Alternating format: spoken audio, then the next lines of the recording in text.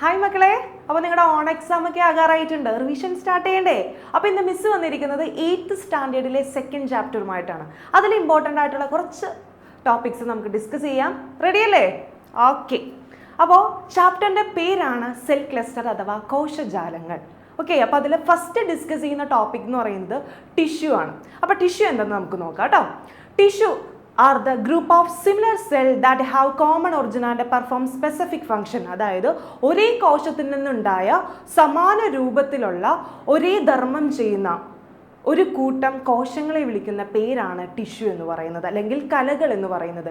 ഒരു കൂട്ടം കോശങ്ങൾ അല്ലെങ്കിൽ ഗ്രൂപ്പ് ഓഫ് സെൽസ്, അതിനെ വിളിക്കുന്ന പേരാണ് എന്ത്? ടിഷ്യൂ എന്ന് പറയുന്നത്. അതിന് എന്തായിരിക്കും? കോമൺ ഒറിജിൻ ആയിരിക്കും, അതുപോലെ തന്നെ സ്പെസിഫിക് ആയിരിക്കുന്ന ഫംഗ്ഷൻ ആയിരിക്കും. അതാണ് ടിഷ്യൂവിനെ കുറിച്ച് പറയാനുള്ളത്. സാധാരണയായിട്ട് ഇത് എക്സാമിന് ചോദിക്കാറുണ്ട്, അപ്പോൾ നിങ്ങൾ നോട്ട് ചെയ്ത് വെക്കുക. ടിഷ്യൂ എന്ന് പറയുന്നത് എന്താണ്? Tissue are the group of similar cell that have common origin and specific function. ഒരേ കോശത്തിൽ നിന്ന് രൂപപ്പെട്ട ഒരേ ജോലി ചെയ്യുന്ന സമാന കോശങ്ങളെ വിളിക്കുന്ന പേരാണ് കലകൾ. ഓക്കെ, ഇനി നമുക്ക് അടുത്ത ടോപ്പിക് പഠിക്കാം. സെൽ ഡിഫറൻഷിയേഷൻ അഥവാ കോശ വൈവിധ്യവൽക്കരണത്തെ കുറിച്ചാണ് പറയുന്നത്.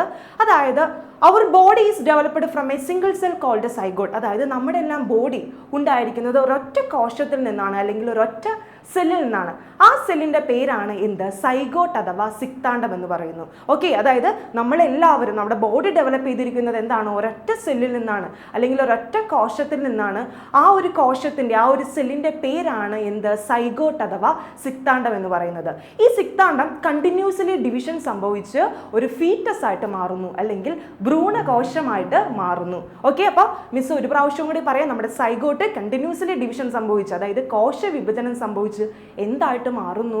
യെസ്, ഫീറ്റസ് ആയിട്ട് മാറുന്നു, അല്ലെങ്കിൽ ഭ്രൂണകോശമായിട്ട് മാറുന്നു. ഇനി ഈ ഭ്രൂണകോശത്തിൽ നിന്ന് അതിൻ്റെ ഘടനയിലും അതുപോലെ അതിൻ്റെ ഉള്ളടക്കത്തിലും വ്യത്യാസം വന്ന് പല കോശങ്ങളായിട്ട് മാറുന്നു.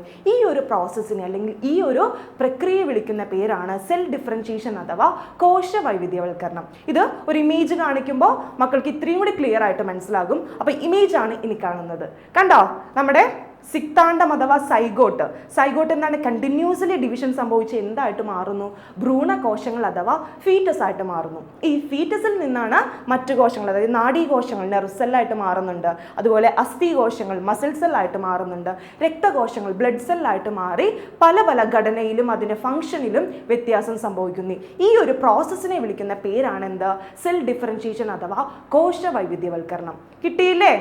ഓക്കെ, ഇനി നെക്സ്റ്റ് ടോപ്പിക്കാണ് സ്റ്റെം സെൽ. സ്റ്റെം സെൽസിന് മുമ്പ് നമ്മുടെ ആ സൈഗോട്ടിൻ്റെ ആ ഒരു ഘടനയിൽ ഉണ്ടാകുന്ന വ്യത്യാസങ്ങൾ കാണിച്ചു തരാം കേട്ടോ. ഒരൊറ്റ സെല്ലായിരുന്നു ആദ്യം സൈഗോട്ട് എന്ന് പറയുന്നത്. ഈ സൈഗോട്ട് ഡിഫറൻഷിയേറ്റ് ചെയ്തിട്ട് എന്തായി മാറി? 2 സെൽസായിട്ട് മാറി. പിന്നെ അത് 4ആയി, 4 അത് 8ആയി, ലാസ്റ്റ് എന്തിലേക്ക് എത്തി? നമ്മുടെ ഈ പറയുന്ന ഈ ഒരു ഫീറ്റസ് എന്ന് പറയുന്ന സ്റ്റേജിലേക്ക് എത്തി. ഓക്കെ, അതായത് സെല്ല് ആദ്യം എന്ത് ചെയ്യുന്നുണ്ട്? സൈഗോട്ട് എന്ന് പറയുന്ന സെല്ല് സെൽ ഡിവിഷൻ സംഭവിച്ച്, അല്ലെങ്കിൽ കോശ വിഭജനം സംഭവിച്ച് 2ആയിട്ട് മാറുന്നു, 2 4 ആകുന്നു, 4 8 ആകുന്നു, ലാസ്റ്റ് എന്തിൽ ഫോമിലെത്തുന്നു? ഫീറ്റസ് ആയിട്ട്, ഭ്രൂണകോശമായിട്ട് മാറുന്നു. ഓക്കെ, ഇതാണ് ഈ പിക്ചറിൽ കൊടുത്തിരിക്കുന്നത്. ഇനി നെക്സ്റ്റ് കാണാം. ഞാൻ പറഞ്ഞ പോലെ സ്റ്റെം സെല്ലാണ് അടുത്ത ടോപ്പിക്കായിട്ട് വരുന്നത്. സ്റ്റെം സെൽ എന്ന് പറഞ്ഞാൽ it is a specialised cell. ഇതൊരു സവിശേഷമായിട്ടുള്ള കോശമാണ്. എന്താണ് അതിൻ്റെ സവിശേഷത എന്നറിയാമോ? ഈ ഒരു സെല്ലിന്, ഈ ഒരു സ്റ്റെം സെല്ലിന് മറ്റു കോശങ്ങളായിട്ട്, മറ്റ് സെല്ലുകളായിട്ട് മാറാനുള്ള കഴിവുണ്ട്. ഈ സ്റ്റെം സെല്ലിൻ്റെ മലയാളം എന്ന് പറയുന്നത് വിത്ത് കോശങ്ങൾ അഥവാ മൂലകോശങ്ങൾ എന്നാണ് പറയുന്നത്. ഓക്കെ, അപ്പോൾ ഈ ഒരു കോശങ്ങൾക്ക് മറ്റ് കോശങ്ങളായിട്ട്, മറ്റ് സെല്ലുകളായിട്ട് മാറാനുള്ള കഴിവുണ്ട്. ആ ഒരു സെൽസിനെ വിളിക്കുന്ന പേരാണ് എന്താ? സ്റ്റെം സെൽ അഥവാ വിത്ത് കോശങ്ങൾ അല്ലെങ്കിൽ മൂലകോശങ്ങൾ എന്ന് പറയുന്നത്. ഓക്കെ, അപ്പം മിസ് ഒരു പ്രാവശ്യം കൂടി പറയാം. സ്റ്റെം സെൽ എന്ന് പറയുന്നത് എന്താണ്? It is a specialised cell. അതായത് സവിശേഷമായിരിക്കുന്ന കോശമാണ്. It transform into any kinds of cell. അതായത് ഇതിന് മറ്റ് സെല്ലുകളായിട്ട് മാറാനുള്ള കഴിവുണ്ട്. ഇങ്ങനെയുള്ള സെൽസിനെ പറയുന്ന പേരാണ് എന്താ? സ്റ്റെം സെൽ എന്ന് പറയുന്നത്. ഓക്കെ അല്ലേ? ഇനി സ്റ്റെം സെൽ എവിടെയൊക്കെയാണ് കാണുന്നതെന്ന് പറയാം. ബോൺ മാരോയിൽ കാണുന്നു, നമ്മുടെ മജ്ജയിൽ കാണുന്നു, അതുപോലെ സ്കിൻ ത്വക്കിൽ കാണുന്നു, അതുപോലെ തന്നെ ഡൈജസ്റ്ററി ട്രാക്ട് അന്നപഥത്തിലും കാണുന്നു. ഈ 3 സ്ഥലങ്ങളിലാണ് മെയിനായിട്ട് നമ്മുടെ ഈ പറയുന്ന സ്റ്റെം സെല്ല് കാണുന്നത്.